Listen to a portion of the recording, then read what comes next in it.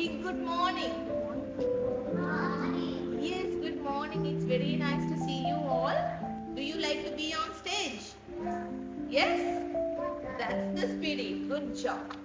දැන් මම කතා කරන්න අපිට කාටලට අපි දරුවන්ට ඉංග්‍රීසි කටපාඩම් කරන්න උගන්වනවට වඩා සාමාන්‍ය ජීවිතයේදී ඉංග්‍රීසි භාවිතා කරන්න තමයි දරුවන්ට උගන්වන්නේ. දැන් අපි භාෂාවක් ගත්තොත් කැටගරි දෙකක් තියෙනවා. අපිට දෙවිදියකට ඉගෙන ගන්න පුළුවන්. එකක් තමයි language learning. මම මේක හැම දෙමව්පියන්ටම කියනවා. මොකද මේ දැනුම අපිට අවශ්‍යයි. අපේ දරුවන්ව ඉස්සරහට ගෙනියන්න නම් ඉංග්‍රීසි භාෂාව තව ප්‍රගුණ කරන්න දරුවන්ට උනන්දු කරවන්න හරි උදව් වෙන්න ඕන නම් අපිට ඒ දැනුම අනිවාර්යෙන් තියෙන්න ඕන. පළවෙනි එක තමයි language learning. දැන් අපි පොඩි කාලේ කලේ language learning. ඉස්කෝලේ ගිහින් ඉගෙන ගත්තා, පන්ති වලට ගිහින් ඉගෙන ගත්තා, grammar ඉගෙන ගත්තා, nouns verbs මොනවාද කියලා ඉගෙන ගන්නවා. ඒක language learning කියන්නේ ඉගෙන ගන්න එක. අපි ඉගෙන ගන්නවා. ටීචර් කෙනෙක් උගන්වනවා, අපි ඉගෙන ගන්නවා, අපි කටපාඩම් කරනවා. මේක තමයි language learning කියලා කියන්නේ. මේක අපි ගොඩක් හිතලා අපිම සුව උත්සාහයෙන් උනන්දු වෙලා කරන්න තියෙන දෙයක් තමයි language learning කියන එක. මේක දරුවන්ට ඇත්තටම වැඩක් නෑ.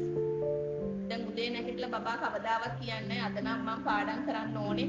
අද නම් මම පැය 3ක් විතර පාඩම් කරනවා. අම්මේ මට කරදර කරන්න එපා. ජීවිතේට කියනවාද? එහෙම කියනවා නම් අපෝ අපිතරම් වාසනාවන්ත දෙමව්පියෝ කොහෙවත් නෑ. එහෙම කියන්නේ නැහැ. ඉතින් language learning කියන දේ මේ පොඩි වයසට ගැලපෙන්නේ නැහැ. ඒක නිසා දරුවන්ට ඉංග්‍රීසි ඉගෙන ගන්න, පාඩම් කරන්න කියලා කිව්වට තේරුමක් නැහැ. ඒක කරන්න පුළුවන් මොන අම්මලට දැන් මට ඉංග්‍රීසි ඕන.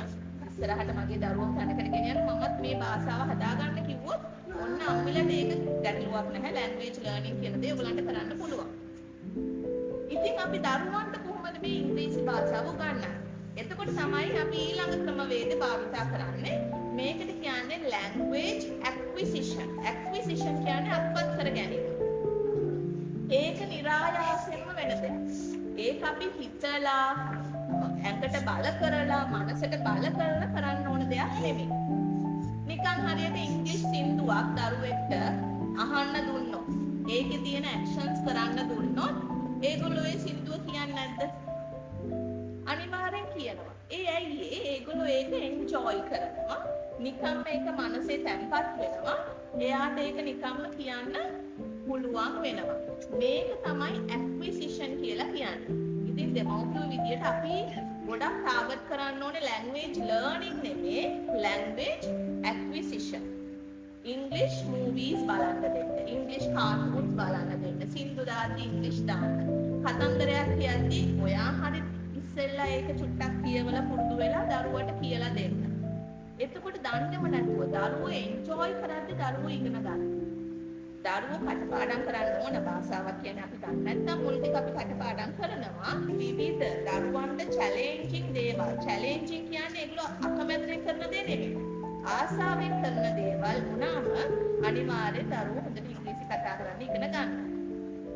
ඊළඟට ඉතින් දෙමව්පියෝ දැන් අපිට කරන්න පුළුවන් කැපැසිටි එකෙන් අපි කරන්න ඕනේ. අද බබෙක් ඇවිල්ලා මට කිව්වා අස්සන් හිනාවෙකින් බබෙක් රැබික් කෙනෙක්.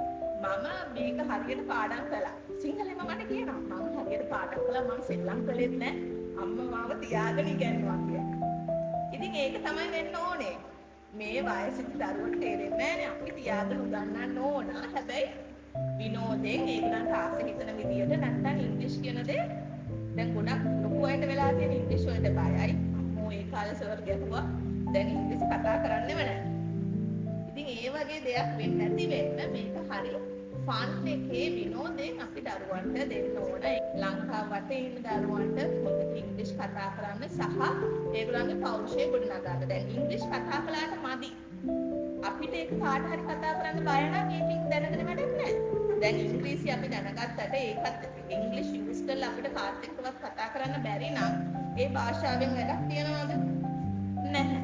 ඉතින් අපි දරුවන්ව ස්ටේජ් එකට දාලා මොනවද හදන්නේ? ඒගොල්ලන්ගේ පෞරුෂය, ඒගොල්ලන්ගේ පර්සනැලිටි එක. අනිවාර්යෙන් පෞරුෂය හදන්න නම් දරුවෙක්ව ඉදිරිපත් කිරීම කරන්න අවස්ථාව දෙන්නම ඕනේ. ඒක තමයි ලොකුවටම දරුවගේ පෞරුෂය වෙනුවෙන් අපිට කරන්න පුළුවන් දේ. ඉතින් දෙමව්පියෝ පුළුවන් හැම වෙලේම දරුවව performances වලට දාන්න.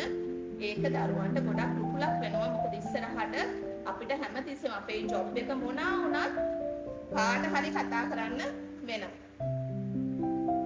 right. ඉතින් ඒක තමයි මට දෙමව්පියන්ට කියන්න ඕන උනේ. අනිවාර්යෙන් අපි ඔක්කොම එකතු වෙලා දරුවන්ට හරියට ඉංග්‍රීසි කතා කරන්න උගන්වමු. මොකද දරුවෝ තැනකට ගිහිල්ලා ලස්සනට ඒ භාෂාව භාවිත කරද්දී කාටද ආඩම්බර? ටීචර්ට නෙමෙයි. අම්මිලටමයි ආඩම්බර. ටීචර්ස්ලා ඉන්නේ පැත්තෙන් ඕගලන්ට සපෝට් එක දෙන්න. ඉතින් thank you very much teachers for your efforts. We are hoping to work with you in future.